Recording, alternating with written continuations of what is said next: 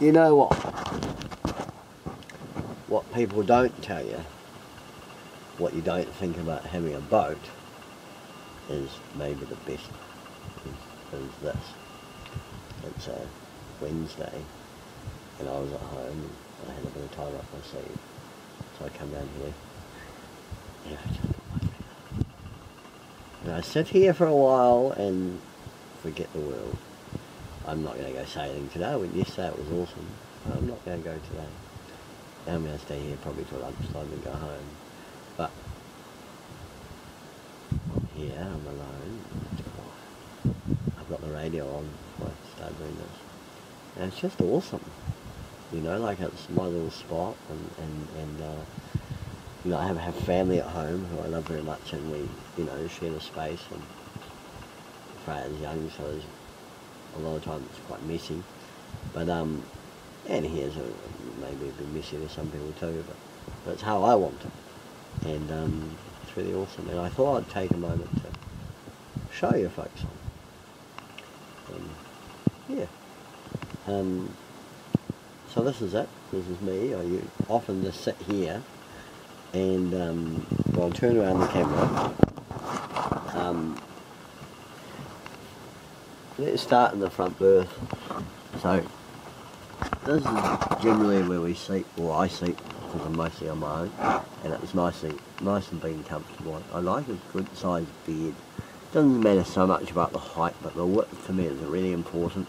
Like these, the beds here are great, but it's like you're, you know, 15 and sleeping on someone's couch, and you know, you're gonna wake up feeling a bit, you know, yeah, you know, they're alright. I mean, you do them, but you know, I like to just have a decent, you know, really, really important. And so looking around, when I first got the folk song, I thought I'll put a partition between the beds and sleep there widthwise, but the front bed worked out really, really good. I bought this on Great Barrier about 5 years ago, and I went over there, and I flew over to Great Barrier Island, and God, it was lovely flying over I flew over Carwell and all the areas I'm used to sailing, and it's just absolutely beautiful, and seeing it from the air was like, yeah, it was really, really positive, like seeing that area that I knew so well. And then I got there, I bought off a guy called Kyle, and I got there, and I thought, wow, I walked around it. I might as well walk around and show you about why I'm telling you this. I walked around it and saw basically what you're seeing now, and thought, wow, this is the best boat in the world. But then he left and went on his way and paid him the money and stuff. And then I was at Tryphena Harbour, and I put the motor in gear, thinking, oh, I'll go for a little bit of a sail. And the boat just sat there, it hardly bloody moved. I think I got about like half a knot out of it, you know. And slowly just ticked away from the mooring. And I thought, shit, this is going to be interesting sailing back, because Great Barrier is about 70 kilometres from Carwell, or Tryphena is. And I hope you're having a good look around the boat. So yeah, I was going to stay out there I flew out on a Friday, and I was going to stay out there for, you know, I was going to stay out there for like maybe a couple of days, you know. I'd never been to Great Barrier, and it's beautiful. If you get there, never get a chance, go there, for God's sake, go. And it's like old New Zealand, they say. Oh, by the way, this is Megaway Harbour. I'll show you around there in a moment. And I was going to stay, but the weather forecast was like for 10 knots for the Sunday. So I wake up in the morning, I thought, bugger, I had a kind of sleepless night that night. And I wasn't very well provisioned. We walked for miles and miles to get this cocoa, because I didn't have a cocoa. And got this little thing from the hardware store for like $80 or something. And so I woke up in the morning, I had a sleepless night, I woke up in the morning, I was like, bugger, I'll just go. And I started sailing, you know, like must have been 5:36. And I sailed right across the Gulf, beautiful. Like it was the first time I've been out of sight of land. You know, you don't think about it. Great Barrier's quite high. You can see it from Mengai. You can even I don't see it. Yeah, you can see Little Barrier out there, and if we're a bit elevated, Mengai Harbour. Beautiful, very beautiful place, Mengai. And so yeah, it was the first time being out of sight of land, and this is where Folkesong lives, and I you know, it was quite an experience. I really liked it, but it was slightly confronting too, but beautiful. And but I didn't have a motor, so you know, like this in the back of my mind, I was like, you know, this has to go pretty well, because if you know, if something goes wrong, I don't have a motor. I had a radio, so that helped. It's quite disorientating. You go across there, and you're like, oh yeah, there's Little Barrier, it's on my right. But I know it sounds real weird, but what if I go around the other side? What if I'm heading to Whangarei? And then you start to see the North Island, and you think, oh yeah, what's that? And then I finally decided, oh, that's Kowal Channel. And it was about lunchtime by this time, and I was sort of approaching, I was like so elated.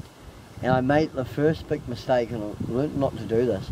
I started celebrating. I was jumping up and down the cockpit. Yeah, I made it, wicked, it's right there.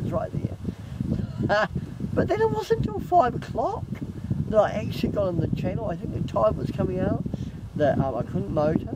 I was sort of sailing into the wind by that time, and the dinghy was half full of water and dragging the back of the boat back, and you know, it was a real pain.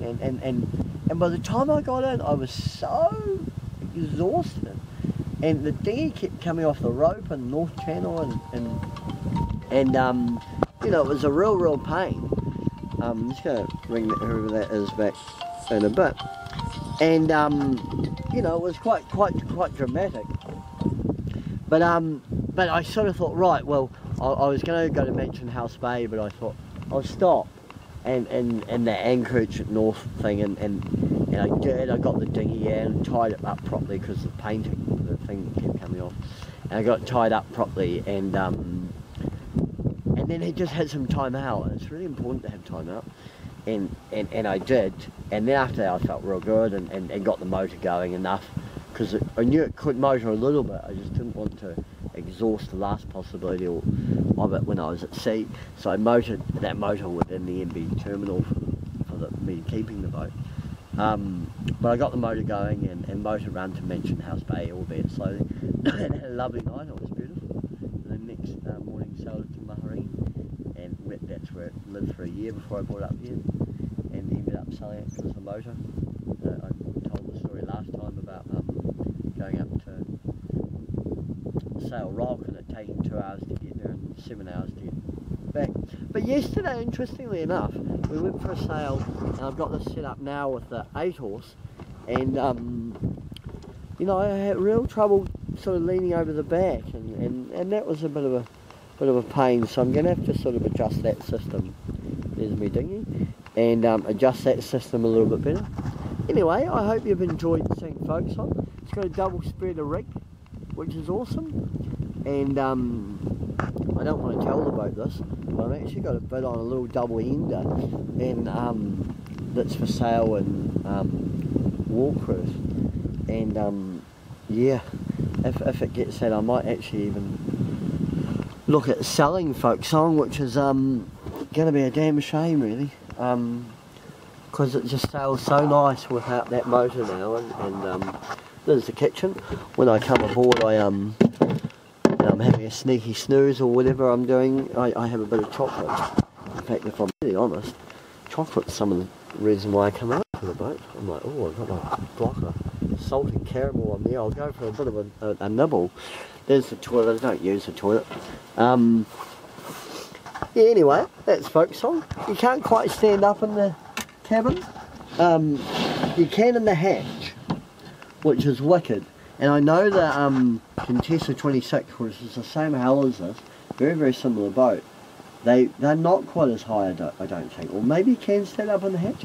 But what's really cool is if you take the floorboards out, I'm not going to do it, it actually gives you headroom. But you've got the beams, like 3 or 4 beams on the inside. And so you can't walk straight and it makes it narrow. So I guess I just suffer. But I can stand up in here. What would be really cool actually is if you had a kitchen across here, and that way you'd have headroom and you'd be able to look out. And it's nice to have your cooker, I think, on the outside or here, because everyone's got their cooker. I mean, this thing, you know, it had meant to have a gimbal stove there. I mean, how nuts is that? It's got carpet roof, and it's you know. Anyway, I think that'll do for today. I'm glad I made a video. I haven't done this for a couple of weeks now. I've been busy, quite excited. I've been writing some songs at home, and getting together with a group of people to. I'm not a singer, nor a performer, nor do I want to be, but I do like writing, and I've written 8 or 10 songs, and we get together on a Saturday and see them. But I hope I'll get out sailing. What a beautiful weather. Today is I don't know, it's Wednesday. It's 2 weeks into spring, and I feel like a very promising summer. Oh, one more thing I want to say about folk song. When I got it, I was on Great Barrier, so I flew over there on the Friday, and on the Saturday night, it might have been the Friday night, I stood on the bow and watched the sunset. And the sunset, you know, not over Coromandel, but you can see the end of the Coromandel, it's set over the North Island. And it was really nice. I watched it and felt this beautiful sense of like readiness, and like I don't know what it was, but I thought to myself, I'm ready, and I kind of knew it was about becoming a father, and I felt ready, and it was about not long after Freya had been conceived. And if I was a religious person, I'd almost say that that's when her soul come into the world. But I don't believe that necessarily, but I think it's or maybe it's when I welcomed her soul, or something, I don't know. But it was really beautiful. It was one of the nicest moments of my life, and a real you know, pinnacle for a really what's the word, not catalyst, because that usually pertains to something, well, changing in a different way. Poignant, that's what it was. It felt like a really poignant moment. It was beautiful, absolutely beautiful. Anyway, I hope you've enjoyed this video. I know it's not really about sailing, and I'm not sailing, and I'm not dropping down waves, but I think it's important, you know, I'm glad to share it with you, because it's also an important part of having a yacht, is being out here and having a muck around. It's probably almost the most important part. If you don't like this, then maybe even don't bother, I don't know. Oh, everyone likes things for different reasons, and that's okay too. Anyway, I hope you're having a wonderful day, and bye for now.